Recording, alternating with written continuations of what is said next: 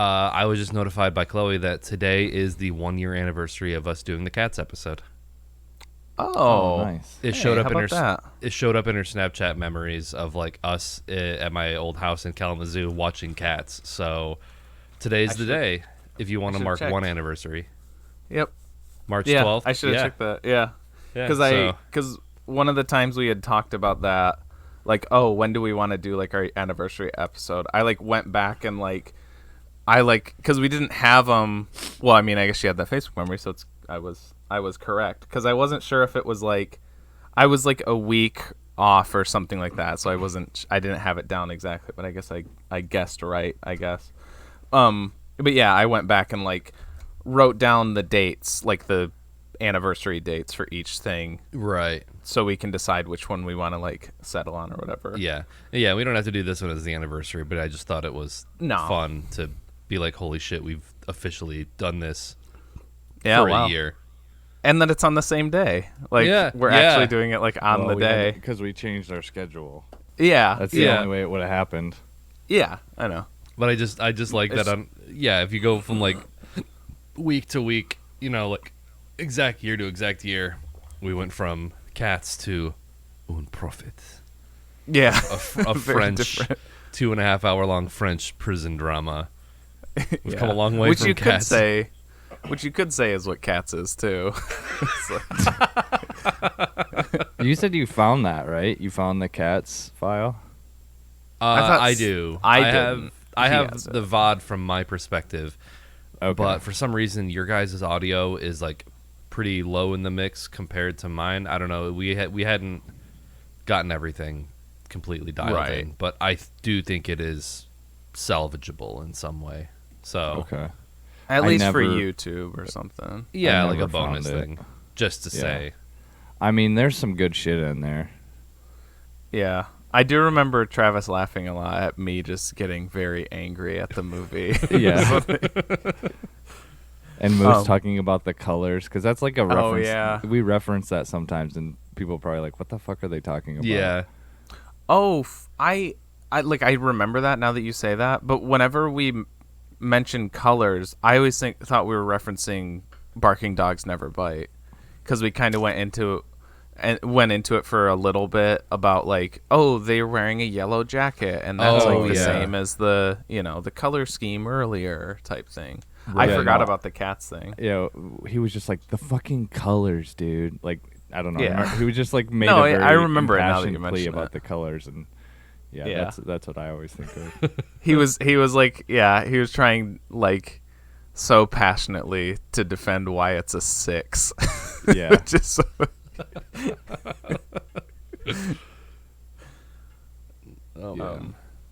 yeah, I definitely want to do something a little special for an anniversary stream. Right. Whether it's like the movie that we review, or if we just do like, kind of plan something special for like the post chat or whatever. We'll get real esoteric with it, and we'll do like a picture-in-picture like review, like riff tracks of ourselves. So like we'll have the stream playing, but then we'll be commenting on it. But it'll be us commenting over our own voices, so it'll just sound like. Bo Burnham did it already. I know. I know. Oh, okay. I know. Did you end up watching that, Nick? I still haven't watched Inside. I really need to. Oh man. I do really like, because I think I've watched a couple of the clips that he's posted on YouTube from it. Mm-hmm. So like, I don't know. I know you guys said that there's like better songs in it, but I think That Funny Feeling is like such a well constructed song, and like I think Bo Burnham's music is just well constructed. Period. Like it's very like tight and articulate and clever. Like So like the musical stuff I love, but I need to watch it still. Yeah, I think pound for pound, Inside has like his best music that I would just listen to outside of. Right. Like a lot of his stuff in his other shows are like, they're good in the context of the show, but it's not like I'm not going to go to Spotify and pop on I can't even think of rants, I guess, or something like that. Or no, I mean words. Like that's kind of a good catchy one. It kind of is, just like trying to think like those ones are like I don't know. I think the older stuff is a little bit more like in your face, I guess. It's his older stuff definitely, and I mean, it makes sense because he came from YouTube, but it's got that like YouTuber music sound. Yeah, right. Yeah. Like the mixing. I don't know. There's something that they do. Like there's a YouTuber that I watch a lot. Your Movie Sucks. Who he's been working on his album for a while. I don't know how long, like years, I think. And I know he puts a lot of work and a lot of effort into his stuff. And I'm not saying the songs. I've only listened to like a couple of them too, so maybe it's just the couple that I listen to.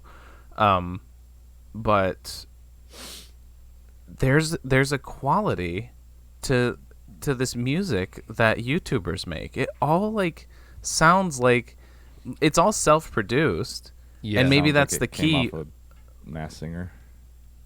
No, it sounds like, but it sounds like they have the same exact editor or something like that, or like sound mixer working on it, but they all do it independently, and they just so happen to kind of sound the same. It's very strange. Is it like theater kid production kind of sound? That's a good analogy. Yeah, because I would say like theater kiddie. Yeah, because I would imagine like the main type of person who aspires to be a YouTuber, you kind of have to have that. Hey, what's up? Wow, hey everybody, I'm on YouTube. Like that kind of energy, and I feel like that probably does translate into their music quite a bit. That's like you're projecting like your theater thing. I don't know.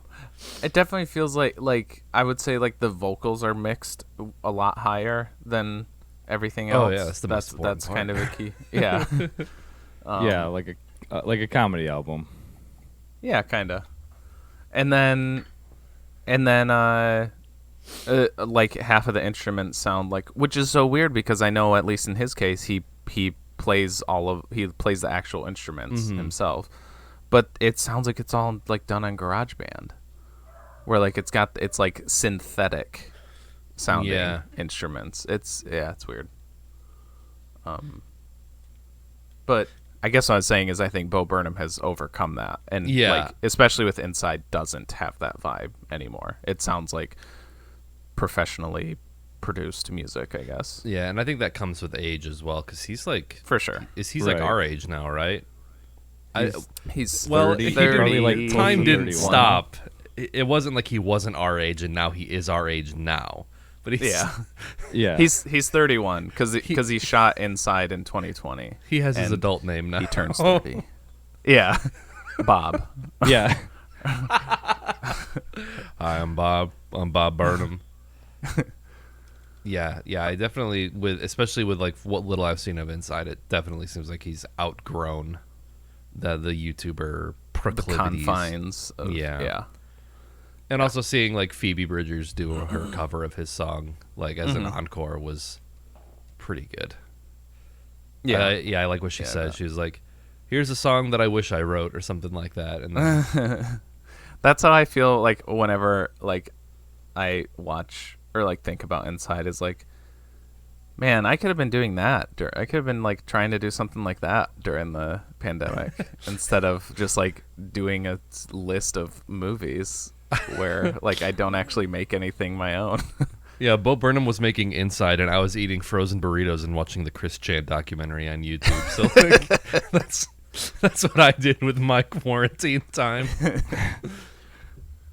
I filmed like an outro to my movie list where I and I might still do this like as a side video, but like where I do an email response where I respond to all the fans who watch the video and like basically pick apart all the like inconsistencies with it, like how I bunched like Avengers Endgame and Infinity War into one spot and like little things like that, so I kind of like pick it apart, and then at the end I go into how I'm being like derivative of Bo Burnham's Inside, and I'm like, yeah, well, I wrote this before he released that. It just took me a really long time to make this, blah, blah, blah. And then you make another one where you put more Nutella in your ass cheeks, and you come up the stairs, and that's you my guys need to watch this. Yeah, my inside is Nutella in my ass.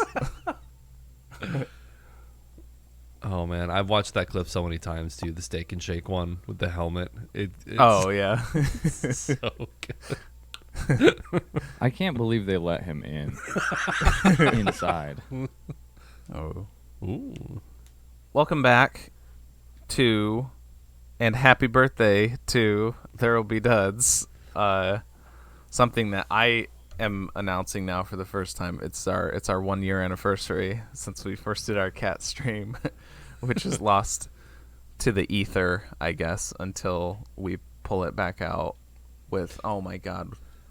No, I'm not going to do that. I was going to make a reference to, like a dumb reference to Adventure Zone, but I'm not going to do that.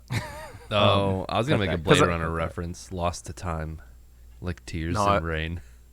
Oh, yeah. Oh, well, I was like, oh, yeah, it's lost. But then, like, as I was saying that, I was like, well, no, we just talked about how it's not. So then we can bring it back. And I guess I'm doing the reference now with arms outstretched. Oh, okay. Yeah, sure. But I don't want to. Oh, no. But I did. At least that's good, Adventure Zone. Yeah. And my name's TJ, a.k.a. J Spot Jack Cheese, and with me, as always. As always, I'm Nick, a.k.a. Dr. Funk on Twitch, and with me, as always, I am Travis, a.k.a. the Super General, as always. As always, we watched a movie, and this week it was one recommended by Anthony Starr, and the movie is from 2009, directed by Jacques Audiard. It's called Un Prophète, or A Prophet. It follows a young man by the name of Malik. He gets sent to prison at the beginning of the movie and gets ingrained with the sort of the Corsican group there, who are kind of in control of the prison from the inside. They somewhat control the guards, and they're prisoners who run the prison from the inside, I guess. He gets involved with them. He is forced to kill someone for them, and then starts running drugs from them when he gets day leaves from prison. And then eventually learns that he eventually doesn't need to be as reliant on them, and starts forging his own relationships with the Muslim community in the prison, which I guess I should mention he's like a half Corsican, half Arab. I'm not sure. Yeah, they refer to him as an Arab a lot. I don't know. Maybe I think it's usually derogatory. Albanian, I think, is what it. Oh, is it? Algerian? It says on or Algerian. That's Algerian. Sorry. Okay, North I didn't know that was a derogatory term. I'm sorry. Oh, no, I don't think it is a derogatory term. I think the characters in the movie use it as yeah. Right. Yeah. And then so he starts forging a relationship with that, and then yada yada yada. So what'd you guys think? I watched it last night. As I said in the chat, I was like, okay, it's time to watch this week's movie, and then I looked at it, I was like, it's 2.5 hours long. And so I finished it at like 1 o'clock in the morning. But overall, I enjoyed it quite a bit. I thought it was a pretty good like prison drama, pretty good mob story. Okay. I liked it. I'll tell you, I watched it on Thursday, and then I fell asleep, and then I watched it last night, and then I fell asleep, and then I just finished it right before we started watching the show. And I will say, I will credit a lot of that is me just being exhausted from work. Mm-hmm. But the movie didn't help its case much. I'll just say that.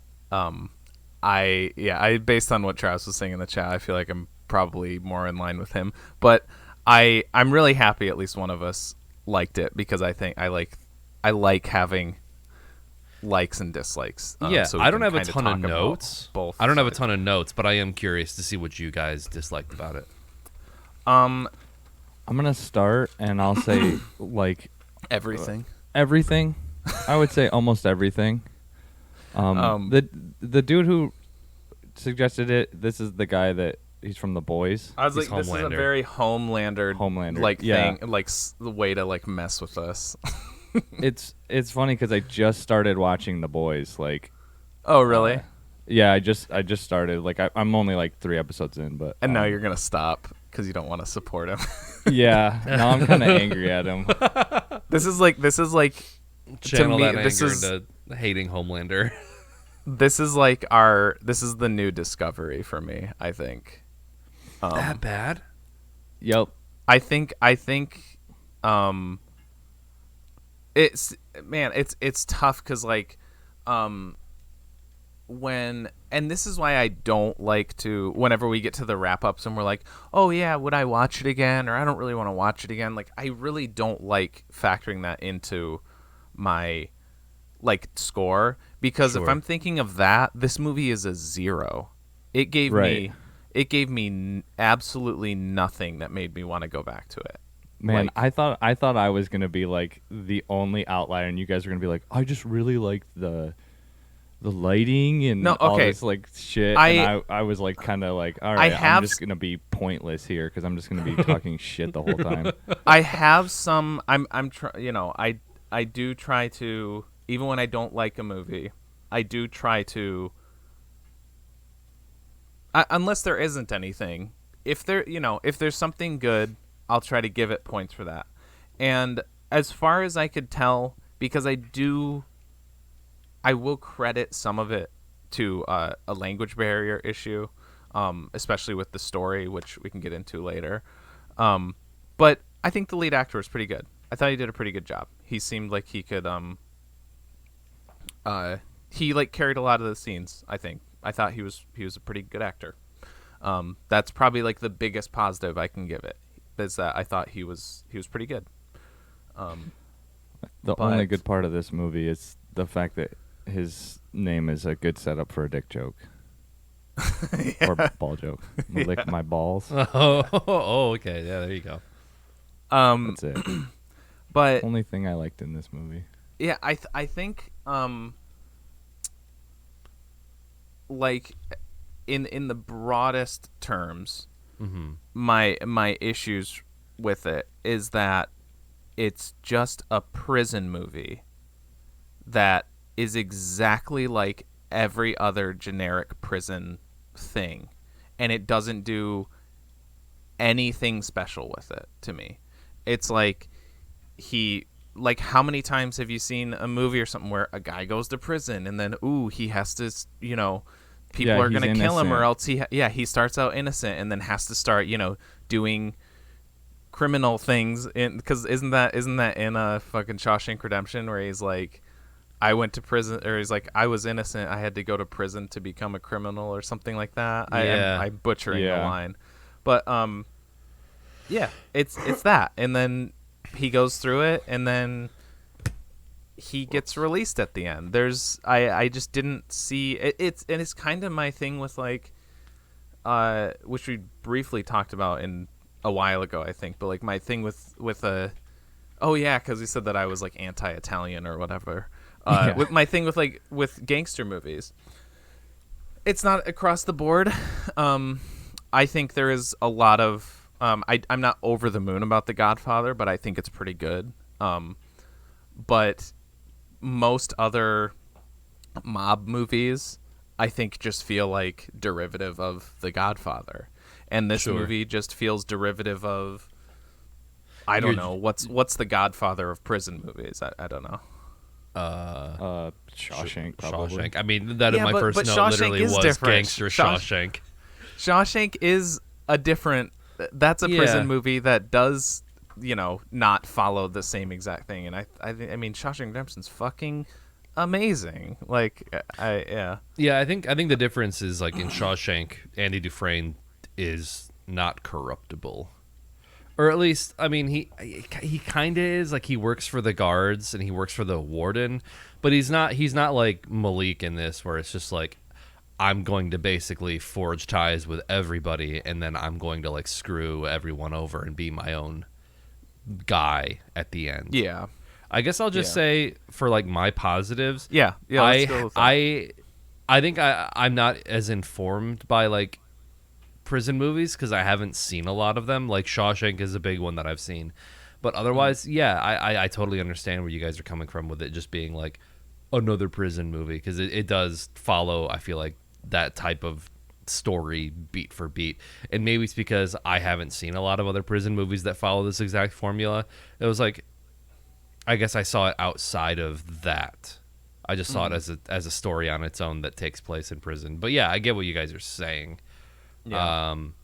I guess I thought like the little vignettes were cool. Like when it did, I don't know, it's like almost like the little pinhole style things. That was the neatest. Yeah, I did. Some of the musical sequences were cool. There was like a couple good, like, I don't know what song it was. It was like a hip hop song that was playing while he was like kind of. Yeah, I think it was the Mamas and the Papas. Yeah, I mean, I had a positive experience, but I also can't like defend it from your guys' criticisms, if that makes sense. Like, I take it with what you guys have to say, and I'm just like, yeah, it's true. But on a personal level, I thought it was fine and I enjoyed it. And maybe it's because Malik looked so much like Hassan Piker and Nick Mullen that I was just like, this is just like Twink Hassan. Did you guys Did you guys think that I it's funny that you wrote that he looked like him because I wrote that Cesar, the old guy. I only noticed it like halfway through when he kind of made like a sort of like strained like expression on his face. He reminded me a lot of Hide the Pain Harold. Do you know who I'm talking about? Oh, the meme guy, the old guy with like the coffee cup looking at the laptop. Yeah. Hide the Pain Harold. Oh, yeah. Okay. Yeah, you'll have to put that up on the stream, but yeah, yeah, kind of does. That's funny. Do you have much to say? Because I have a lot of notes about like why I dislike the movie, Travis. So if yours is just like I thought it was boring, I can take the lead. No, but I want to give you. I kind of had like to say stuff. I guess a similar experience where I was like, all right. I asked Kelly, I was like, do you want to watch this movie? She didn't really commit yes or no, and I was like, oh fuck, it's 2.5 hours long. Maybe I'm not gonna do it this week. And then I was like, nah, it's like French, so it's got to be like kind of good, right? And then like guess again. They introduced the plot of like the whatever Orange is the New Black type like prisoner who like runs the whole prison basically. Mm-hmm. And I was like, okay, this seems kind of interesting. And then like he basically he has to kill a guy to like get protection. I was like, okay, that's interesting. So he's gonna have this moral dilemma of like, oh, should I kill him or what can I do? Because the guards work for the guy and yada yada yada.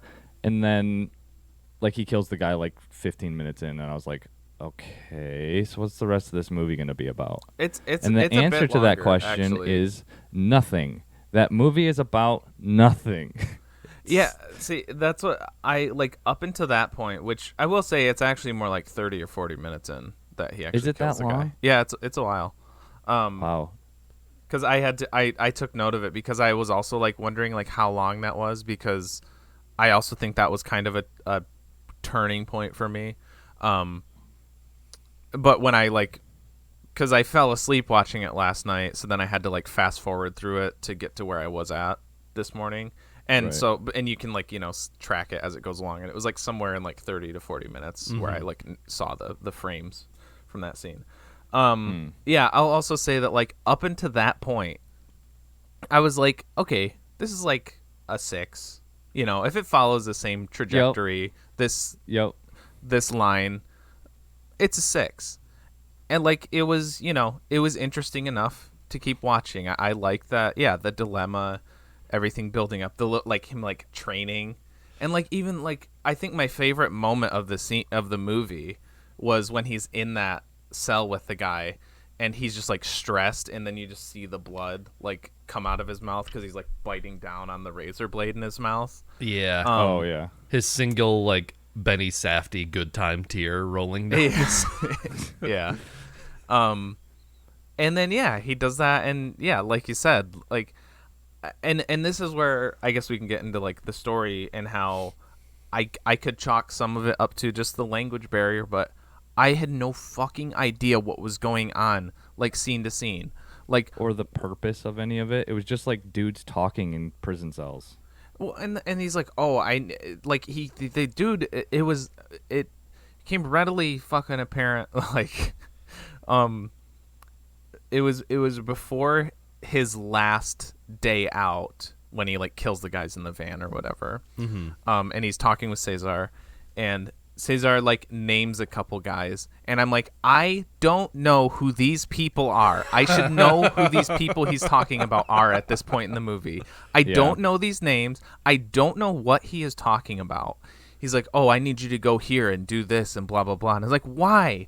Why is this happening? Who are these people? How did we get to this point? I couldn't follow it for the fucking life of me. And I watch a lot of foreign language movies, so I don't know. I think a lot of it, I don't know if it's necessarily the language barrier, but I think there's like also a culture barrier. There's a lot of references to like, I didn't even know what Corsican people were, and then I had to look it up. It's kind of like this subsection of, is it Italy or is it like it's French. It's an island. French. Like in like French territory, but it's like over by Italy, so I think there's a lot of overlap and like kind of cultural so it's like okay there's these guys, and then there's like the Muslim guys in there. So I think there's just a lot of cultures and like religious identities kind of thrown in, and I think maybe because it is a French movie, it kind of operates on the understanding that like the differences and know like all of like the minutia of those different groups, which like I will also say like I didn't particularly know. I mean I kind of picked it up, and maybe it is because we've just been watching so much Sopranos that I'm just like in that mindset of like enjoying these types of things. Like we just started season 6, which is the last season of the Sopranos, and it's like we just watched an episode, and then I sat down to watch this, so I'm like I'm already in that mindset of just like oh yeah, like mob movies, I guess I do kind of like them, and I think that might be why I didn't have such a. I mean, I don't think it's like an amazing movie, but I kind of pieced it together with what was going on with like the different characters and factions and shit.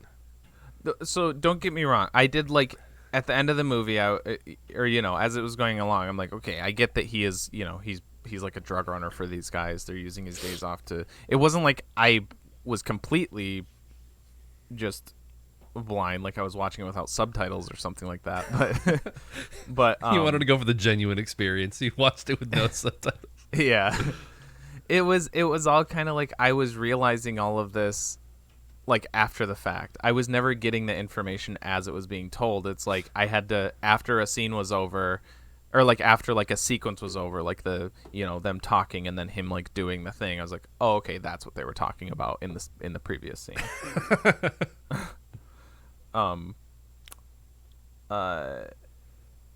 And mentioning like the cross cultural stuff, I think there was potential for more interesting angles or whatever, or avenues that this movie could have went down, like the whole like, oh, he's part Muslim or whatever, he's part Algerian, right? Yeah, he said, and then he's part Corsican. I don't know if that's I don't know the exact like where all this lies, or like where exactly the conflicts are, but and then he's he gets involved with the Italians, but then there is the Muslim group in there, and he has to kill one of them, and that's kind of why I think that's partly why that earlier, like the first act, was the most interesting, because it's like he's being used by these guys who are racist and like bigoted against him to kill another Muslim in the prison,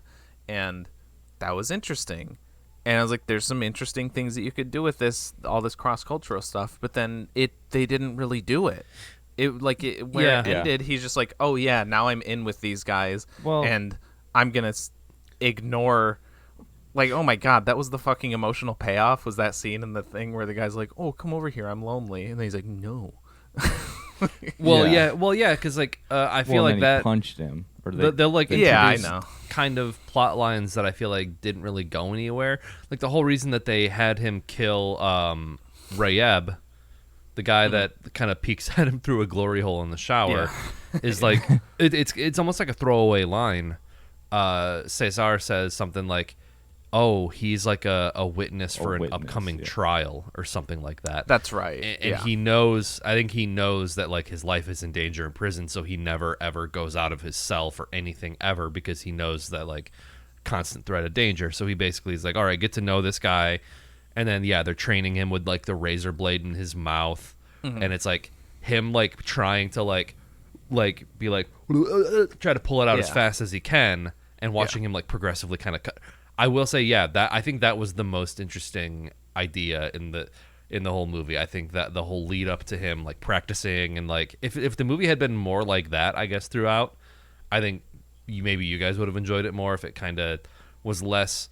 I feel like it tried to be really, really big in its scope.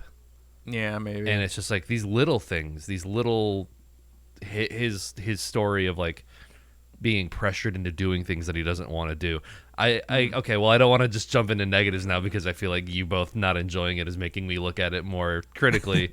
But I feel like maybe it did jump a little bit too harshly from him being like, I don't know if I want to do this. I have this immense pressure and I'm nervous to doing it. I feel like he goes from like kind of nervous to like after he kills Rayeb, he's just like, oh yeah, I'm a boss ass bitch. Like there's no, he doesn't really. I mean, they do skip question time himself. You skip time for sure. Yeah. No, your negative is we deny that too. So you're wrong there. Yeah. Oh, okay, cool. Thank Invalid. Invalid. That's we loved that about the movie. That was great. Yeah. No, but to be fair, I thought that was okay because they show the year skip. I was like, all right, that's fine. It's that, especially when it is like they are telling a lot. It's like, okay. Yeah. But to go back to something that you were just talking about, like it's saying, oh yeah, you need to build a relationship with him. They focus more on the just, and like, that was interesting, but they do like multiple scenes of him like practicing with the guy, like getting the blade out of your mouth, and they focus on that when what they should have been doing is, instead of, have one scene with that where he does that, and then maybe him, trying it again before he actually kills the guy. But they had way more of that, and they had none of his relationship building with the guy. It was just like, you see him in the shower again. He's like, hey, I actually do want some drugs. Let me suck your dick. And then he's like, okay, I trust you now. That's a good point. What would have made it a lot more interesting and a lot more impactful is if, instead of focusing on him, practicing, they should have had him building a relationship with the guy, so the audience builds a relationship with the guy, so it hits all the harder when he has to kill him. Yeah. Or he starts to like connect more with his Muslim side. That's exactly what I thought was going to happen. I thought there was going to be more of a conflict with like, actually this guy is like really cool, and he is like more like I am feel more closely tied to him, but they just don't show it. Or we go full Brown Bunnies and he gives him an unsimulated blowjob in the shower. That is a good point, because later on in the movie he's shown that he's like haunted by it. The movie shows another cool idea that I wish they did more with was the ghost guy. But it's but like you guys said, I don't think it justified him being haunted or having this emotional connection to this guy, because the movie didn't really it went right from I'm gonna suck your dick for drugs to then I'm gonna kill you.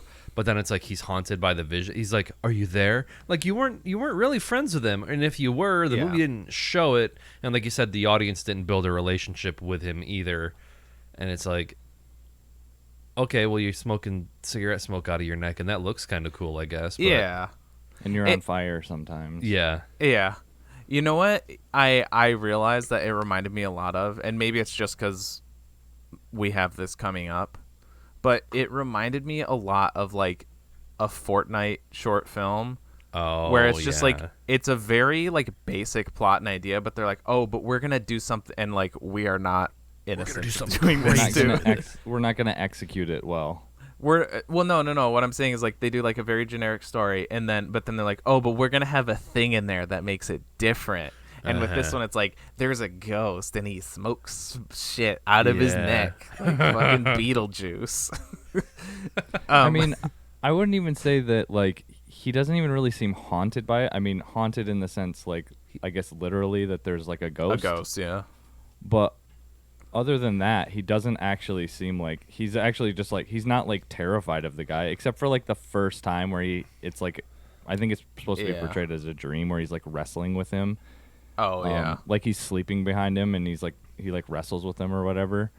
I think that's like the only time it's shown as like a struggle. Other than that, it's like actually like he's like a guide to him or something. Yeah, kind of. Yeah, I mean, I guess the movie does try to establish a little bit of a relationship when the guy's like, oh, you can't read. Like, I can teach you how to read. I can give you books. Yeah, they just did it all in the one scene before they cram it all, and then he cuts his jugular, and he just Quentin Tarantino sprays blood all over the place.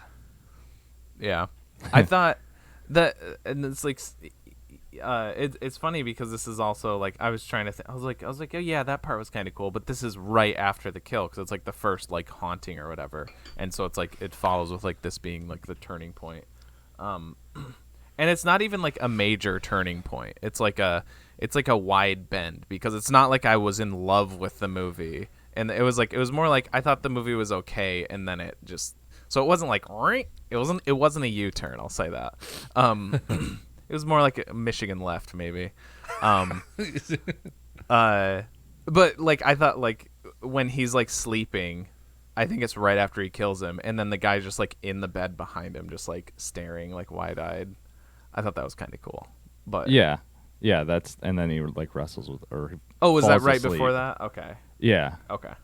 He falls asleep, and then it just kind of shows like arms like flopping around, and it's another one of those like pinhole things. Mm-hmm. Yeah, or like they do that low frame rate kind of thing where it looks all dreamy and weird. Yeah. Which is weird because like it had for me it had the same kind of like at least my viewing of it had the same kind of vibe as another movie that did that, which is Chungking Express. Which is what? Sorry, I couldn't hear for a second. What?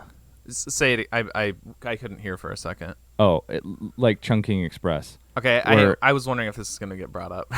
Yeah, it was definitely one of those movies where I was like, felt like I was watching it. I mean, I felt like it was running for like an hour, and then I'd be like, how much more time is left? And then I'd pause it, and I was 15 minutes into the movie. I was like, no fucking way. I felt like the worst idea of all time guys, where they're like, just like dreading, Sex in the watching City 2 something. Or whatever. Yeah. That's what it felt like after hours. Like, pretty much after he killed the guy. It was like, okay. That's where it really hit. And it took me, I mean, I started it at like, I don't know, 7:30, and I didn't finish it until 2 a.m. Because I was just like finding any reason to like do something else. I started it at 7 on Thursday. Didn't finish it until 10 a.m. today. Yeah, I mean, I like Chungking Express. I think there's a lot there. I don't want to like go into it, but I think there's a lot. No, I mean after watching this, Chungking Express is, redeemed a little bit. Oh, okay, I see what you mean. But in the same kind of sense that I was just like there's very few movies that I'm like, even like really shitty movies that I'm like, I can't with this movie right now.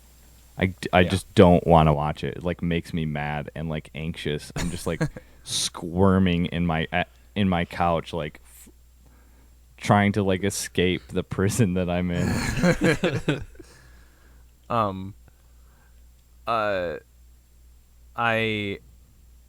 I guess another positive is that I smiled every time I saw people like logging like 2 or 3 baguettes into a room at a time. Oh yeah. Yep. I gave up on note taking very early into this, and I think my last line was like, they get whole baguettes for lunch. Yeah, and like every time he goes out on his day leaves, he comes back and brings home like 2 baguettes. Yeah, and it's like, you really need more of those. Like that's what they're lacking in prison. Right. I've seen Les Mis. Even like all of their food looked like pretty legit. Yeah. No, yeah, it did. Yeah. I actually did take note of that. Like when they're eating at Riyadh's house near the end, it's like that was pretty good. Like a lot of the food looks really good. Yeah. Are other prisons also, just like that? Can you just take a day leave? Is that a thing? I don't know.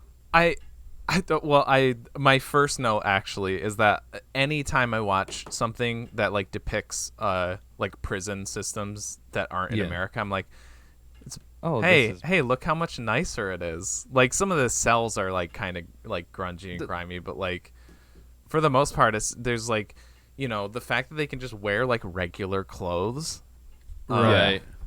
Yeah, that like, and I get that the idea is that he was in kind of like a nice cell, but there's some pretty nice prison cells. I don't know if you want us to pause or whatever. Yeah, we can pause. I don't know. What were you gonna say? Or was that part of the show? I think it was gonna be part of the show. He's got Bluetooth headphones on though, right? Can just go for it. Just go for it. Fuck it. Oh, okay. Yeah, yeah. I was just gonna say, like, they like got in CD players and DVD players and TVs, and you could like watch porn if you wanted to. Yeah. Or like they did that classic thing where like they recorded over a DVD of something else of him, like his friends at the club. I feel like that's like a thing that people did with like VHS tapes. Like I feel like I remember, and it might be a stand-up bit, but just like, I think it was like a Kumail Nanjiani stand-up bit where he said that when he was younger, like his friends would like record like porn in the middle of movies, so that way when like they would let him borrow like Beauty and the Beast or whatever, they'd be like, all right, about halfway through, like porn's gonna happen. And then I think the joke was that like he gave them a copy of Rocky Dennis, like Mask, and like but didn't put porn in it, so they were just like semi-hard waiting for porn to happen in the movie Mask, but it never comes. But that's awesome. But yeah, like that's what I thought of when he like pops in the DVD of like a James Bond movie. Like it was twice. Yeah, and then it's just like them at the club, and she's like, "Whoa, I got my tits out!" Oh, yeah, Girls Gone Wild. Yeah, I didn't understand. Fuck, this is a good one. This is a good James Bond movie. That was actually what I was thinking. I like when you guys are because I didn't realize that was happening until he hit play, and I was like, "Oh man, like, he's gonna watch You Only Live Twice," though.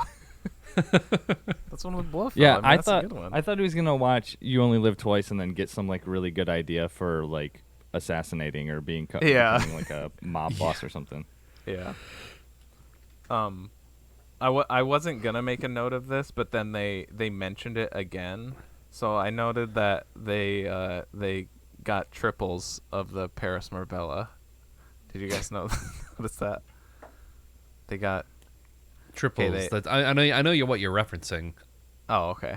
I know what you're referencing. I have no idea what I have no idea what. Oh, okay. Well, it was like, I don't know. It was in like one of the various like setup scenes where he's talking like, oh, you're gonna do this and blah blah blah, and he's like, and there's gonna be 3 Paris Marbellas, like cars. Okay. Oh, and he's like triples. And he got triples of the Paris Marbella. That was just the joke. the Bob Odenkirk from I Think You Should Leave. Gotcha. Okay. Yeah, we can cut this. We don't have to have this in the episode. No, I mean, like, it's a good reference. I just don't remember that part of the movie at all. Oh, okay. They said it a couple times. That's why I wrote it down. Well, so I was like, if they just say it once, I wouldn't have. Spoiler alert. I was not paying attention more than a couple of times in this movie. It lost my attention. Even in movies like this, I don't I and I did with this movie. I gave it my full attention the entire time. I looked at my phone a couple times, but nothing more than that. I take our Duds movies very seriously. Even if it's something I don't like, I'm like, okay, I can't just not watch it and then be like, I didn't like it. I gotta. It's just my own thing. I'm like, if I, no matter which way I feel, we're doing a rating. We're trying to be like professional or whatever. I gotta pay attention. I gotta put myself through it. But it felt, despite that, it felt like a movie that I wasn't paying attention to because of how lost I was. It even was hard to follow, like, the central relationship between Malik and Cesar. I was like, I get the dynamic, but I didn't understand. How do I put it? I got why they were so, intertwined or whatever. I followed that, but I never really understood. Like, why doesn't he just, especially after the buddies leave, like, just kill the fucking dude? Well, I mean, like, I guess so. Maybe that's kind of, like, I never understood either of theirs, like, emotionality regarding their relationship. I'm like, is Cesar, like, is he, at this point, is he actually, when he's saying these things, is he being pleading here? Is he, and I think this definitely was more of a language barrier because, like I said, I think for as much as I could tell, I think the lead actor was pretty good. I know the guy that played Cesar is like an older, like, respected or like well-renowned like French actor, so I'm assuming he's pretty good. But it was really hard to tell, like, okay, is Cesar, is he being earnest here or is he being deceptive? And does Malik actually, like, have some reverence for him, or does he just hate him? Or does he feel attached to him, or doesn't he? And I could never really tell. Right. So that's why that final scene in the prison yard where Cesar's over there, and I'm like, okay, he's obviously, like, he's desperate at this point. Like, at that point, he was really hide the pain Harold, like sad. And I could tell there. And then, Malik's like, no, fuck you. Like, I got that, but it just felt so flat because everything before that, I just couldn't, I don't know. I just didn't know how to feel about the relationship. Yeah, I mean, I think Malik, I guess I kind of picked up on it a little bit, like the way that Malik was, like, kind of, when he was out on his prison leaves, kind of doing shit his own way and, like, doing stuff behind Cesar's back that, like, Cesar wouldn't know about, like talking with, like, the Muslim guys and, like, kind of striking his own deals. And Cesar kind of gets pissed at him when he does find out that he's been doing that a little bit, or doing his own operations, like the shit with the spoon in his eyes, like, because, like, I feel like they do it a few times in this movie where Cesar will be, like, kind of conversational and jovial and kind of laughing, and then he'll just, like, I feel like that's, like, a very stereotypical mobster movie trope where he'll be, like, kind of, like, happy-go-lucky, ha ha ha, and then it's like is it from Goodfellas? He's like, what do you mean I'm funny? What do you mean you think I'm funny looking? Like that. Yeah, that kind of shit. Yeah, where he'll kind of do these, like, 180s of personality and, like, kind of pull him in close, like, I'm gonna cut your ass if you keep doing this kind of shit. So I guess I got, my interpretation was, like, it was, like, a sort of begrudging respect between the two of them, but I feel like neither of them were, like, I feel like Cesar was more loyal to Malik than Malik was to Cesar. Like, I think it started out that Malik was, like, dependent on Cesar, like, he killed obviously the guy at the for beginning, him. Yeah, and then, like, as Malik kind of grows into his own, he needs him less and less, and he's, like, he's a young guy, so he's much more confident, and, like, he's like, oh wait, I can do this. And then I think like you said, by the end of the movie, Cesar is so desperate that he, like, is looking for anyone to, like, have as a friend on the inside, and they punch him in the gut, and he walks away all hobbled and disheveled and everything. Yeah, like for the most part, like I said, I got the overall dynamic. It's just it was frustrating scene to scene where I couldn't tell if either one of them was being earnest or, putting on a face or whatever. I feel like that. I don't know. I feel like that was kind of the point. Well, if it was, then that sucks, and I think that's stupid. Because I'm trying to give it the benefit of the doubt by it being a language barrier and me just not catching on. If that was intentional, I think the director to not know where their allegiances are for the audience. I think kind of. I think you should know. I think there should be a little bit more than what I was getting, I guess. Sure. There was just no tells for me, I guess. Right. Yeah, because even at the end, he's like, I'm giving you this job not because whatever, you're my slave, but because I trust you. Do you understand the difference? Yeah. And it's like, yeah, but I don't really feel that, because it's like, he kind of just like, I don't know. He's pretty like manipulative, and he seems to like kind of change. Cesar. He seems like he's like kind of like, oh, he's warming up to him, and I kind of thought that's where it was gonna go. Like, oh, he sees him like a son now or something, but like. It never quite got there, and then when he said the trust thing, I was like, "Oh, okay." He's starting to do that, and then like, I don't know. It didn't really feel like that was the case, actually. I think with Malik, it's more okay to be like uncertain, but right. Like with Cesar, it was I guess like a good example of what I'm talking about is he's all oh, I'm the boss and blah blah blah when he has his gang there, and then they all leave. And it seems like he's acting the exact same way, like after all of his guys leave, and it's like just him at the prison. It seems like his right, yeah. He's maintained the same like composure, and he acts like they didn't leave, and I can't tell. I don't know why, or I don't know if he is actually acting not as confident. And I don't know. It's just weird because I'm like, why is he acting like that? Because he doesn't really have any muscle in the prison. Well, I think it's maintaining. I think it's maintaining that image because if he doesn't, he's gonna get his ass kicked. Yeah, maybe. Right. It could be. Yeah, you could be just right. like what he's used to. He's always been like big man on campus.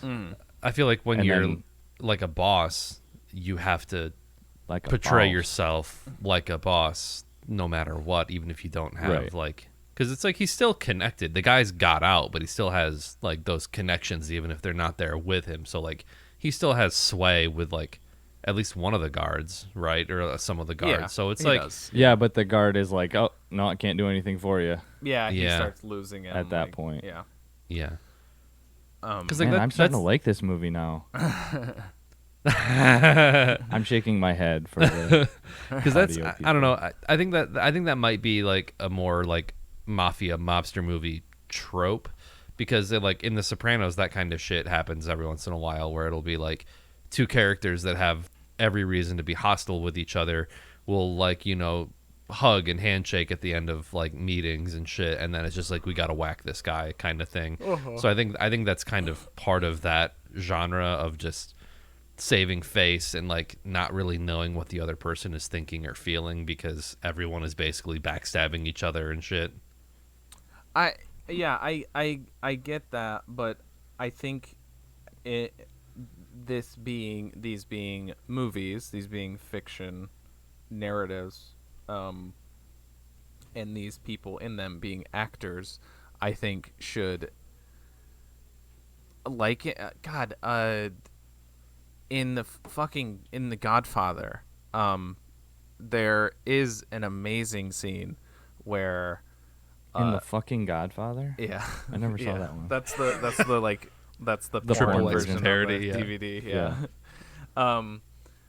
There's this amazing scene where Michael Al Pacino, Michael Corleone, is he goes to this restaurant and he has to like kill this dude, and he like goes into the bathroom I think that's where he he pulls out, like, so you see he has the gun or whatever, and then he goes back out and sits there, and the guy's just talking, and the camera's just like a slow zoom in on him, and the whole time he's trying to be like, he's like maintaining his composure, but because Al Pacino is a good actor and can like express the subtleties of this, you can tell that, and this is added with and this, this could be, more so on the director's part, because I think that the way that Coppola directs the scene also helps enhance the impact of it or whatever. But it does like this slow zoom in on his face, and you can tell that he is like freaking out. Like he's so fucking like stressed and freaked out. And he doesn't say a word. There's nothing there. It's just in like the subtle expressions that he does, and it's great. It's really fucking awesome acting. And like saying that now, and knowing that that at least that guy, the César actor, is supposed to be pretty well renowned or whatever. Maybe I gotta throw the criticism at the direction, because it did seem pretty minimal a lot of the time, which isn't always bad, but maybe that could have helped with some of these scenes. And I know I sound like such an American being like, oh, why don't they talk about their I didn't know, they just they didn't say anything, it was so slow. He needs therapy. Yeah. Something like that. But yeah, I don't know. I guess that's all I have to say these guys are toxically masculine. Yeah. Also, that guy has the hugest fucking ear holes I've ever seen. César does? Yeah. There was this scene where it's like pretty dark. Like I think the light's like up above, so it's like casting a shadow. So like his entire ear hole was just in shadow, and holy hell, it was huge. That's all I say about that. They use it as like a chroma key to like yeah. Like they take a sample of the black ear hole to use that as like their yeah.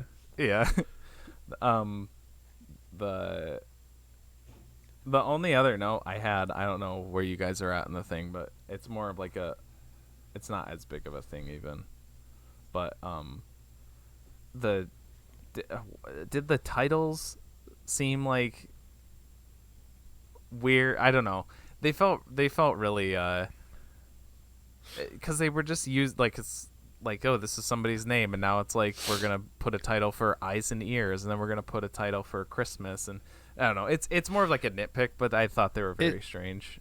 It seemed some of them I kind of liked them for character introductions, but for like the 40 days and 40 nights. Yeah, that's another one I took note of. Yeah, it definitely felt like artsiness for artsiness sake in those things. Like for character introductions, sure, maybe to help the audience understand these are main characters, these are major players in the story, pay attention to these guys, here are their names. But all the other ones, it just seemed like artsy fartsy shit a little bit. Yeah, and that, actually the way you said that, I'm like, that'd have been a good idea. Is they should have just had a title for every character when, like, the entire time they were on screen, and then I would have known like what was going on for more. But it's like Too Many Cooks, where it's like like stuck on his chest, and whenever he's walking around, it just has his name still like floating by him. Yeah, I like that. Yeah, I thought of there was this now defunct movie podcast I listened to, where one of the guys would always like. It was more like they just talked about movies that they had seen that week. It wasn't like they talked about one movie that they that they watched or whatever. One of the guys is like, reviewing like a foreign movie or something, and then the other guy's like, does it have titles in it? He's like, he's like, I'm not interested. Like, kind of like as a joke, like, oh, that's so like pretentious, whatever. And this is exactly the type of stuff like I am now like thinking of this movie when like I hear that guy talk about that as like, because they just seem so unnecessary. Other than like it, because it's some movies do that where it's like, here's a title for this thing. But it's just that it was just used for such random shit throughout. It was used sporadically to the point where like it would be. I feel like the Christmas sequence was like 10 minutes long, and then other sequences are much longer. Like I guess they're trying to go with like chapters, but they aren't necessarily very like significant. It's just yeah, demarcating time, I guess. Seeming. Yeah. I guess I guess maybe they were used for like chapter breaks, but yeah, I didn't get that at all. But that's probably what it was. It really just felt like they were just like, here's another title because we feel like it. I never got that those were like, now here's a new sequence of scenes. Yeah, that certainly seemed like derivative of other art films that are broken up that way. Mm-hmm. And then wasn't it a little weird how like this is also kind of like jumping or like skipping like emotionality, or like the emotional buildup for stuff is like he has like the one scene where he goes to Riyadh's house, and then he's like talking to the wife in the kitchen and she cries and then she like leans into his chest and he hugs her or whatever, and then he like falls asleep with the baby, and then they're like waiting for him when he leaves prison. I thought that was a little strange. I was like, what's the relationship with, like, it seemed like they were like in a romantic relationship at that point, and I was like, well, that's what I even mean, when like he was at the house and like he was like tending to the baby a little bit, and it was like, oh yeah, he's like, they're gonna like get married or something. I think the idea was that he was going to take care of his family because he said that he stopped taking the chemotherapy and he was going to die of cancer. So I think that was him like, I'm going to take care of your family after you're gone. I got that. Like, the intimacy that he showed to the way like the way that they shot something more. The last scene when they're like walking out of the prison together. That's what I mean. Yeah. It did seem. I was like, oh, are they?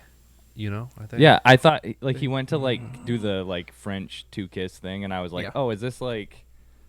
He's gonna give her the French 3-kiss now. Yeah, the 3-kiss. He's gonna hit the 3-hole. Oh yeah, I like because they said that a couple times. I liked whenever they said you're gonna do whole time. Oh yeah. 40 days in the hole, baby. I got that. I understood the thing with like, oh yeah, I'm gonna die. I want you to take care of them.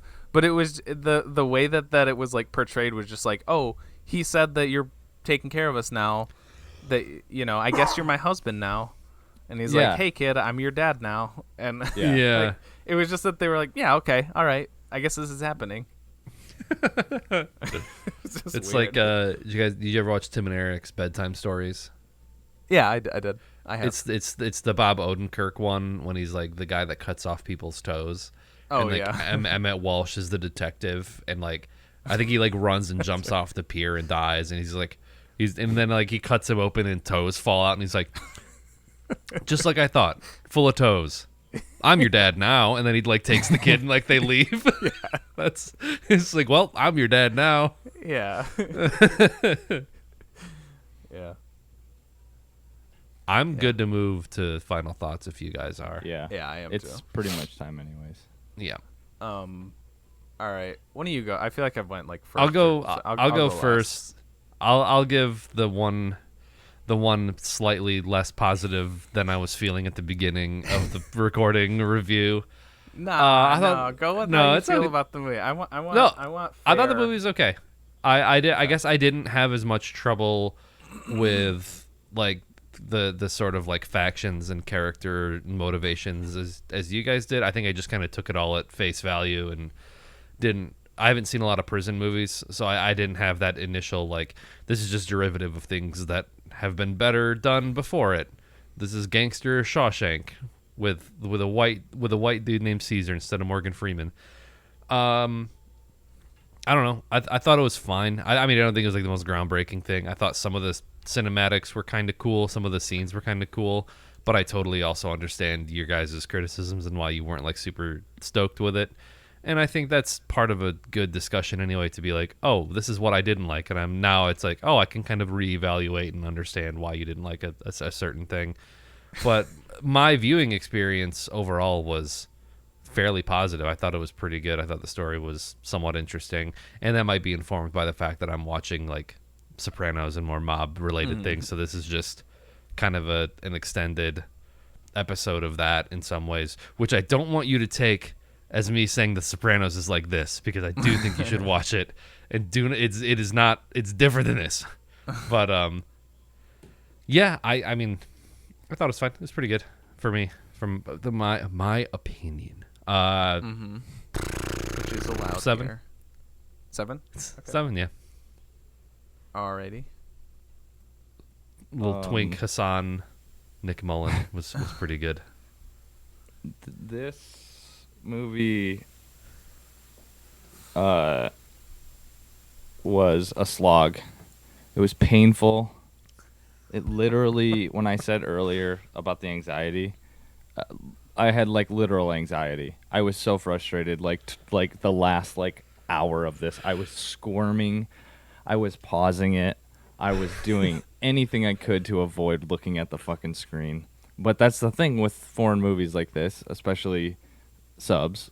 You have to look at the screen to even follow the story. So it's like, oh man, that's why I miss the triples thing. Your Clockwork Orange, like yeah. I mean, literally, I told myself I'd watch half of it last night and then I'd get up early and watch it this morning. But then once I got to that like 45 minutes in, I was like, I don't want to, like, I'd rather like stay up. I don't know. To me, like getting up early is like more painful than staying up late. So like I was like, I'm not gonna endure pain. It's any more discomfort to watch this hunk of shit. It's like when you tell yourself, I'll get gas in the morning. And then you're like, I'm not gonna get gas in the morning. Yeah, no, but then you're like, oh shit. Then you have to like speed because you like left at the same time you normally do. And yep. Yeah. So I was like, I don't know. I just think that what I've learned from this movie is that French and I guess New Zealand people, since this was recommended by somebody from New Zealand, they just live a slow-paced, like boring life, and this is like entertainment to them. We're just like kind of like a resistance to entertainment, you know, like our drug resistance is like really high, so we have to have like extreme entertainment in every. What the? Sorry, that was my alarm. Okay. You heard we have that to have noise like before too, right? What? You heard that noise before too, right? I heard some like feedback or something. Yeah, I think we both reacted to that, so I thought it was happening again. No. Yeah. I forgot. Our resistance to like like Americans need like more entertainment per like second or per minute than French or New Zealand people. They're just like chill, I guess. Yeah. Because I thought this movie was boring. They could have cut at least an hour off of it. At least 2.5 hours. At least 2.5 hours off of it. No. But like, I mean, for it to be like, what is it? It doesn't have to be like an hour and 20 for it to be like considered a feature. Or is no, I mean technically, if you want to get, this could have been a tight 90. If you want to get technical, a feature film is like 50 minutes or something like that. Oh, okay. Well, then if they wanted to keep it a feature film, technically they could have cut it down to 55 minutes. Yeah. And not in the sense that like, you know, I've used this before, but like where I say, oh, this would have made a good Black Mirror episode. This would have been a terrible Black Mirror episode. This would have been a terrible episode of anything. This is below a 1. This is a dud to me. This is the worst movie that we've watched. This was the most unenjoyable viewing experience I've had so far in a year. That includes Cats. That includes Chungking. That includes, I'm sure, even Megan is Missing. I know you guys might refute that a little bit, but at least Megan is Missing. You could skip like the 40-minute rape scene, and there's still like stupid, dumb, funny shit. You could be You're kind of right. Somewhat entertained. I see what you mean. This was just like really everything other than that. No Worse part than of Bedeviled. This. Worse than Bedeviled. Wow. Yeah. So now we don't have to. No longer am I gonna be throwing barbs at any of you? Like, you are relieved of your Bedeviled and Discovery curses. Now I'm only going to be cursing the Homelander. Man, it really sucks because if it wasn't like,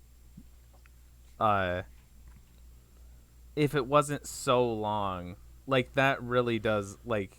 Again, if you're going into like, would I watch it again, or like, you know, would I watch this or Bedeviled or something first? I'd probably watch Bedeviled, but that's just because it's shorter. Like, God, though, like they both suck shit. Like, there's still like entertaining. There's still parts in that where I'm like, oh, okay, yeah, that's funny. That's dumb, but it's funny. Yeah.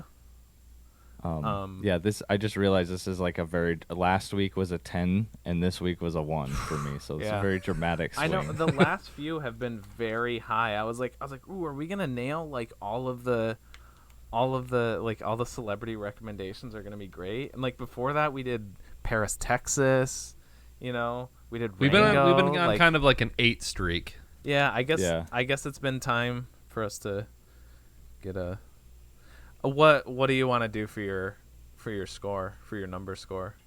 I mean a 0. Whatever is the lowest possible I think number I can give. Yeah, I don't know.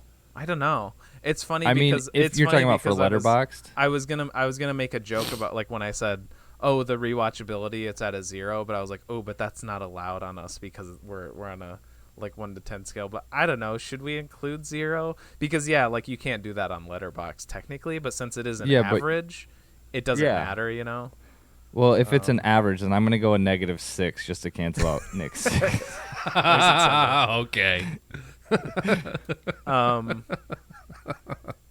But yeah, I don't know. Do we want to say 1 or 0? I mean, I can add a note that it's like actually a -7 or whatever, but yeah, whatever. I honestly don't care enough about this movie to even care about what my ranking is. The nuance of whatever it is, I don't give a shit. I just want this whole experience to be over. I'll do 0. I'll say 0. Okay. And I don't know. I'm really surprised that like it's tough because like I don't all the critiques I had, I don't think I totally hate this movie. Like I'm not going to say it's a 0. But I will agree it's probably the worst movie that we have watched, like as far as like enjoyability. Again, and not counting the duds, that's kind of like a different category.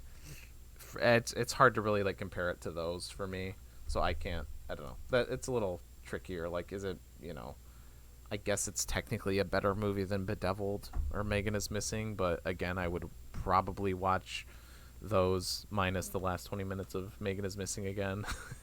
I thought this was leaps and bounds more interesting than the Discovery. No, I think I gave the Discovery a 3 or a 4, but like I don't know. At least the Discovery had like a concept that was like relatively I think maybe that's fresh it. And yeah.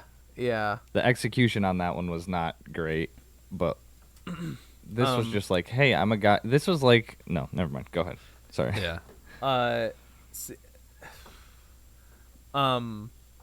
But yeah. So it's hard for me to go like 1 or 0 because to me it's like that's the most, like you can't get worse than that. And I'm like, even though this is like my least favorite movie that we have watched, at least in the Good Cup or whatever, I still feel like there could be worse movies. So we have yet to discover them. They're out there. And also it feels part of it feels weird to give it so low, like and I kind of did this with the Discovery too. Like I was like, when it finished I was like, yeah, like 5 or 6, because like it doesn't really do anything like too offensively bad. But then as I think about it more, I'm just like, yeah, but it's like a waste of time, and there are a lot of like little things that like just don't work for me, and I think that's like the same case with this, but just more. I think I'm gonna go with I'm stuck between a 0 and a 1. 1 and a 2. If you give it a 2, it'll have a nice round number you can divide by. If you give it a 0, it'll have a nice round number to divide by 2. No, it won't. Yeah, well, because it'll be 6 divided by 3. 7. He said 7. Oh, I thought he said 6. No, I'm gonna go with a 2 because of the round number. Then it's a 3 overall. So that's a travesty too. That did actually help him settle on a number. Was making the total in this average. All right. Speaking of horrible travesties, here's an ad break. And then So, welcome back to another episode of There Won't Be Nick. Yeah. So we've just went through an arbitrary process where Nick has voted an insanely high 7 for probably the worst movie of all time, and I just wanted to get your reaction to that. Yeah. Well, I think the key word here is pretentious.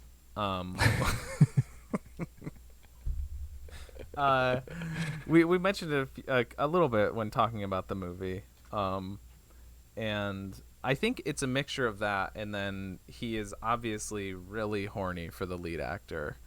Yeah.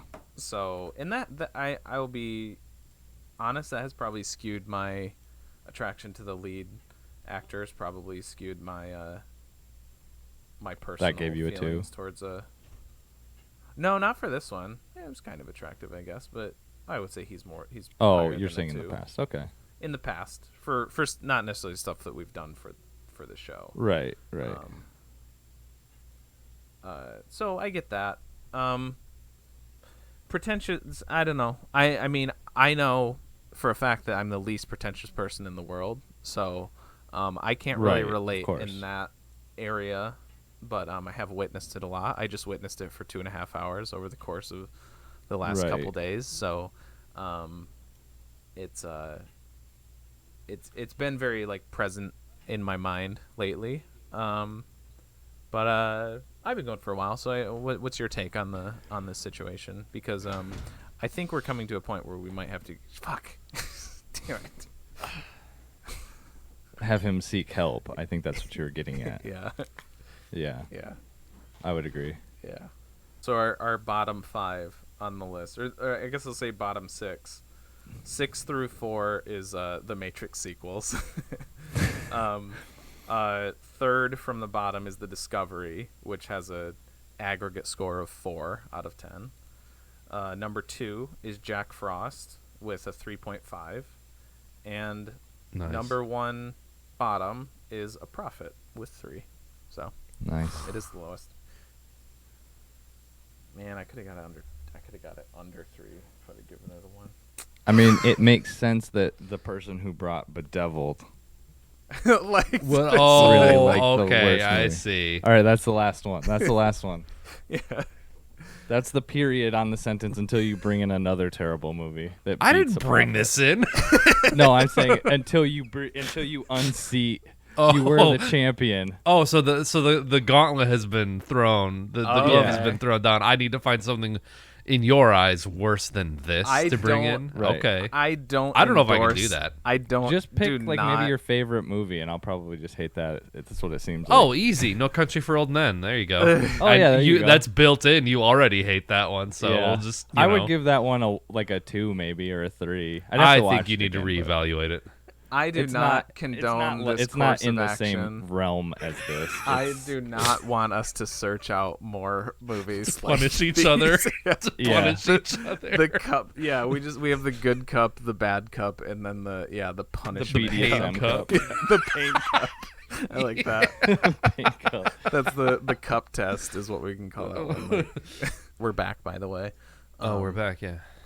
So I just had one. Well, I guess 2 small things, but you can go, Nick. Oh, I was just gonna say before I watched A Prophet last night, Chloe and I do this thing where she's like, we should watch a movie, and I'm like, yeah, and then she looks through like my entire movie collection and like realizes that I don't have anything uplifting or happy in there. Mm-hmm. Not really. And so it's always this game where like I'll suggest something and then she's like, no. And I'm like, so I just like, okay. And I just let her pick. And she picked Raising Arizona. So we watched that last night. Oh, nice. And that movie is great. It's much more slapstick than like other Coen Brother movies. Mm-hmm. Like like the scene where like John Goodman and the other guy like steal the baby and then like forget the baby in the middle of the road, and they just drive back to it and they're just like screaming the entire time, just like ah. Yeah. And then like the biker character that's like the bounty hunter that just hates little creatures, and it's just like he just like hucks a grenade at a bunny and it explodes, and like he's got like the little baby shoes wrapped around his belt. Yeah, like, that's right. But peak Nicolas Cage. Actually, Chloe had an idea for like some different things that we should do for the podcast, and she said like we should do like a certain actor month where we just watch 4 of an actor's movies, and I think Nicolas Cage would be the perfect actor to do like 3 goods and a dud and then for like a month. Yeah. But it's like I feel like that'd be a fun thing to do with Nicolas Cage because he's got some really high highs and then some really low lows. I feel. Say one dud by Nicolas Cage, I dare you. That's a good. Actually, now that I think. I feel like what was that one that he just did? That animatronic one. I feel like was like really bad. Or I heard it was really bad. Willy's Wonderland. It was just one of those movies where like he basically did it for a paycheck and like he didn't talk at all through it and just kind of brooded and. Like, yeah, I've heard it was really bad. It's the Five Nights with Freddy's ripoff or whatever. Oh, because it's like that's what it is pretty much. They just changed the. Yeah. Whoa. It's like making like a Paranormal Activity style movie like 10 years after Paranormal Activity is like really popular because like the original Five Nights at Freddy's is like almost 10 years old at this point. I feel like I think so, and like probably. They're just now making a sort of like what if animatronics came to life. It's like, well, the time frame for that being in a good movie came and went. It was a very narrow window when you could have made that movie when it was like at its the height of popularity. Yeah. That's all. Raising Arizona, great. Yeah, that's I have to think, but I think that's my favorite Coen Brothers movie. Oh no, fuck! I always fucking forget. But no, my favorite Coen Brothers is Hudsucker Proxy. But I haven't seen that one. That one's probably second. Yeah, that's what. That's do you count Crime Wave? No, that's Sam Raimi. Is it Sam Raimi? Yeah. Okay. That's why Hudsucker Proxy is kind of like the inverse of that because that's the other one that they worked on together. Because he worked on Crime Wave with the Coen Brothers, he directed it, and then Sam Raimi worked on Hudsucker Proxy with the Coen Brothers, but they directed it. Gotcha. Okay. And it's kind of funny, like they're way different movies, but they do kind of have like the same vibe. Like in a way, they feel like Crime Wave and Hudsucker Proxy feel more similar to one another, like creative wise or like creative team wise than Hudsucker Proxy and Raising Arizona or Crime Wave and Evil Dead or something like that. They do kind of feel like companion movies. I guess. I think no matter how you feel about Crime Wave as a movie itself, I mean I love it, but yeah, we definitely had a phase. Yeah. I was gonna mention I definitely do have a couple Nicolas Cage movies in the Dud Cup, at least like 3. Oh, okay. Yeah.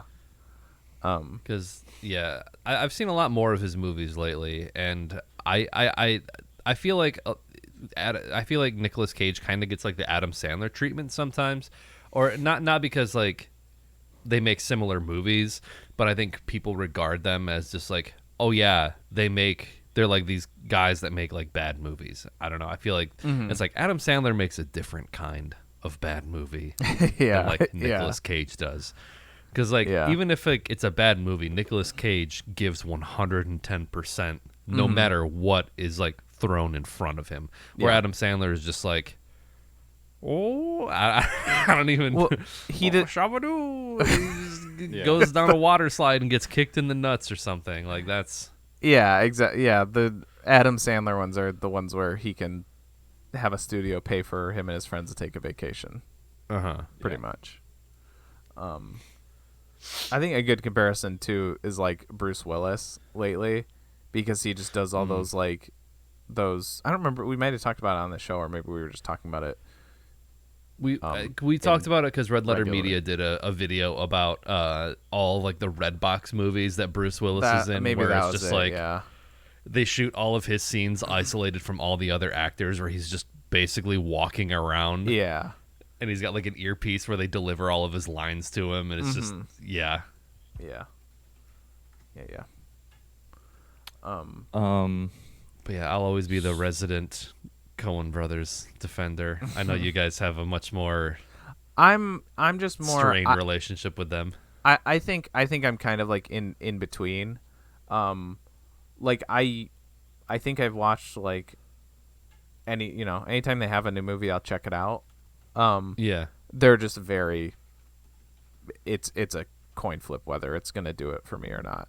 But the ones that I do like, I really like, Hudsucker, Raising Arizona, Burn After Reading. Travis hates that one, right?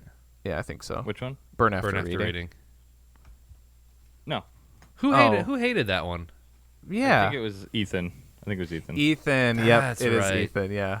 Yeah. He said the best part of really the like ruins it for her or whatever. I don't know. I really liked the movie up until that point, and then after that, it kind of falls a little flat for me. But I think it's good up to. It's so fucking. That moment is so fucking good, though. Even though it does suck, but it's still really funny. Yeah, I was gonna say that even like the epitome of this is their movie, The Ballad of Buster Scruggs, which is an anthology. It's a bunch of different short films, and that is literally like each short film is a coin flip. Because there's some that I really enjoy, and then there's some that I'm just like, okay, I can get to the next one. But yeah, that's all I got. Yeah. So we went and saw The Batman on Monday. It was good. Yeah. I'd probably give it like it's like a high 7. Oh, okay. Low 8. Like it's teetering there. Okay. The only thing, like the main thing for me is like I didn't really feel like there was much like at least like visible character development. And like he felt he definitely has the look of Batman. Like he's really like, I don't know, he's got like the best chin in the planet probably. Yeah, that's fair. Yeah. But just like anytime he's talking, it's just he just seems so flat, and except for like a couple of instances. And I thought they would, they'll probably expand on that in like the sequel or something, but he just felt like really flat. And then it, like I really like the like what they, this is gonna sound stupid, but what they portray as the like the character arc, which I'm not really gonna say because it's kind of like the whole like kind of climax. But okay, I think I know what you're talking about. Did you watch it yet, Nick? I'm guessing not, since you didn't say. No, anything. I haven't. Okay. I'll watch it this week, and then next week for their post chat, we can do 3 weeks in a row of us talking about the Batman. I do kind of want to have like a spoiler. Yeah, that would be actually cool to have. Okay, maybe that could be like a mini episode where we talk for the Batman for like 20 or 30 minutes. Yeah, maybe that. Yeah. So then, in saying that, I guess I'll just wrap it up there then, and not push it anymore. We'll probably. I think we might go see it again tonight, actually. So okay. I'll have a more fresh take on it. And then the only other thing is I found everybody's going crazy for Wordle and all these like different games. I do Wordle, I do Quirtle, I do Nerdle, I do Hurdle. What's that one? There's Hurdle is like, it's just like Name That Tune, but it gives you like 1 second, and then you can guess, and then you can hear like a second and a half or something like that. And I don't know. It's just like something I do like in the morning when I'm drinking coffee to kind of like wake up and shit. Yeah, it's perfect for that. I play the porn parody Squirtle. Yeah. Well, and then there's Queerdle, I think, is one where it's just like all like gay or LGBT like phrases. Okay. Which I guess I don't know. It's a little bit generous to what it. Anyways, I play the Pokemon one, Squirtle. Yeah, there you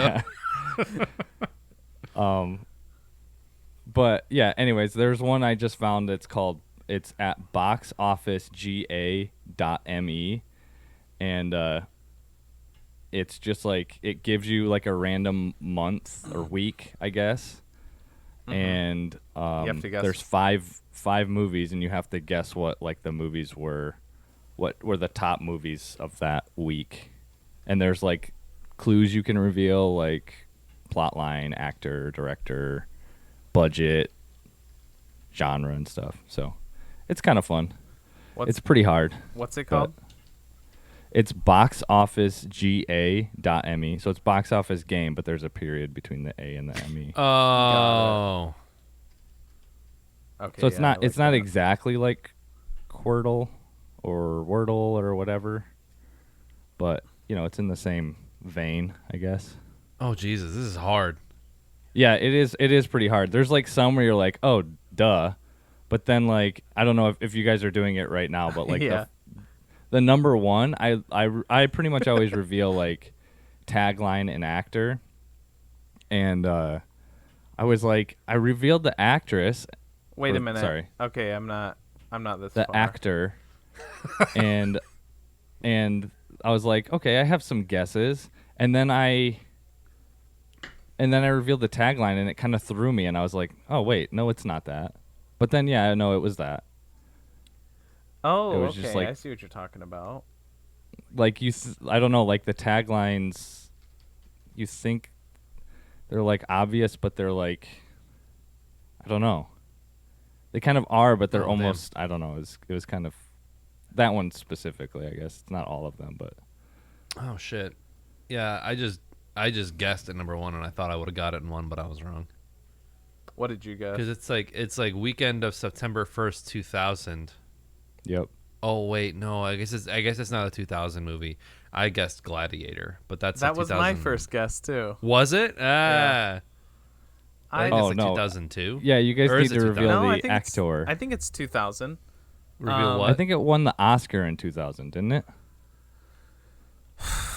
Yeah, I don't remember. I think Gladiator is a 2000 movie. But if it's an Oscar movie, it probably came out in like November or December, like they usually do. Yeah, I mean it's kind of on the opposite spectrum of Gladiator, I would say. Okay. This is still hard. Yeah. I don't want to play this anymore. It's definitely more difficult than like I've only like my high score is like 300, and it says like I don't know, it gives you like a phrase or whatever for your score, and it's like you're a dumbass. Yeah. If you get 300. I know people were upset. The answer is not 300. Well, I know people were mad when the New York Times bought Wordle. Has it gotten shittier, or is it? Can you tell? No. No. Okay. Not yet. They're just it's going to become paid or whatever. Is the fear? Yeah. Oh. Wordle Plus. I got number one. Yeah. Yeah. Isn't it? It's kind of the opposite of what you were. I suppose. Yeah. Not the opposite, but Jeez, it's just, the fact that it took me that. I had 3 guesses before I got number one, and I had the tagline. Yeah. I don't think I'm going to get any of the rest of them. Yeah, I played Wordle a little bit when it came out. I was a midnight guy. I know there's people who play like right at midnight, and then there's people who play in the morning. I was a late at night guy, and it was fun for a little bit. And I feel like the way that these types of trends work is that like by the time it's like everyone's doing it for like 2 weeks, and then it just drops off, because like for a while all my Twitter feed was like green and yellow squares, and I was like, what is going on? Yeah And then everyone like rushes to like buy movie rights, and the New York Times buys Wordle, and then it's like, yeah, well now it's I mean, people still play it, but it doesn't have like the stranglehold on culture that it had. Because nothing has like a stranglehold on culture anymore. Really, like you just, it's like impossible to do now.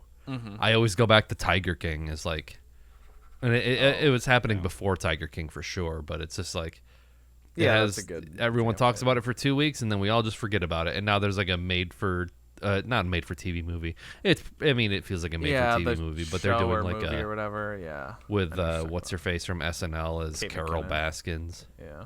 Oh, no, not Kristen Wiig, the other one. Kate McKinnon. He said Kate McKinnon.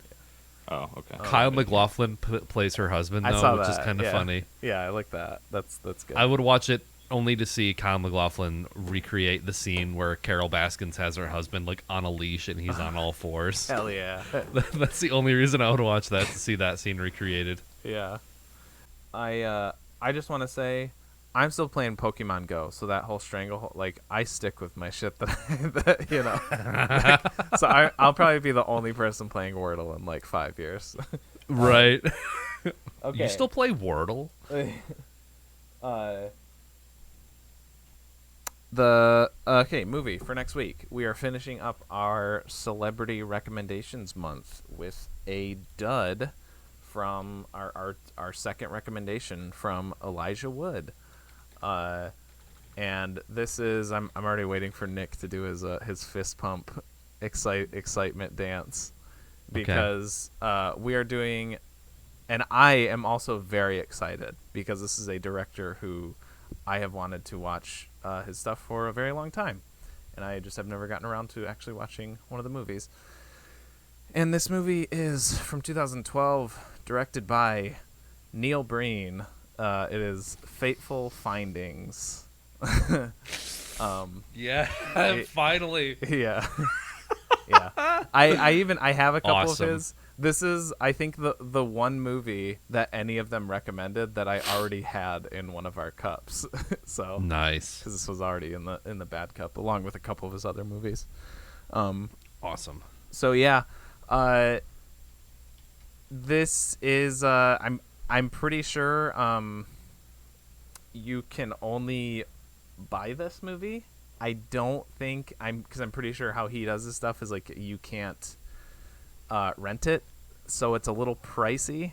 But I guess the only positive I can say is that you are directly funding the creator, and he is a weird guy who is passionate about his craft, and so you're supporting an artist. I'll just say that. But yeah, you can buy it on YouTube or Google Play or Amazon. So check it out there, and I'm hoping, I've heard, I think it'll be worth it too. So yeah, next week, Fateful Findings. So go buy it if you don't want to be spoiled. For next week. We do these episodes every Wednesday at 7 p.m. on the videos on Twitch and YouTube, and then they are released on podcast form on Spotify, Apple Podcast, and more. Usually all at 7. Sometimes the stream's late. Sometimes the podcast is late. We're a local mom and pop shop operation here. We don't got no overheads. Yeah. So. And then we got socials too, on the Facebooks and the Instagrams and the other shit. So give us follows there. If you do listen to us on Apple Pods or Spotify, give us a review if you like. Anything else I'm forgetting? I don't think so. I am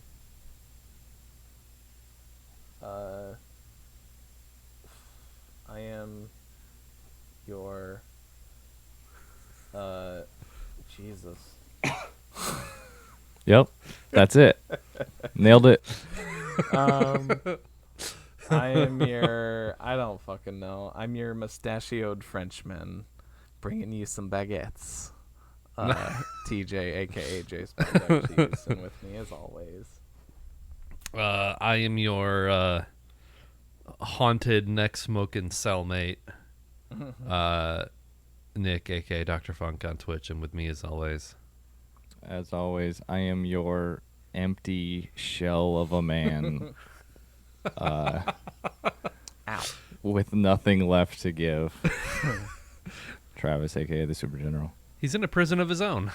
Yes. It's like The Ring. All right, bye. Bye. Bye.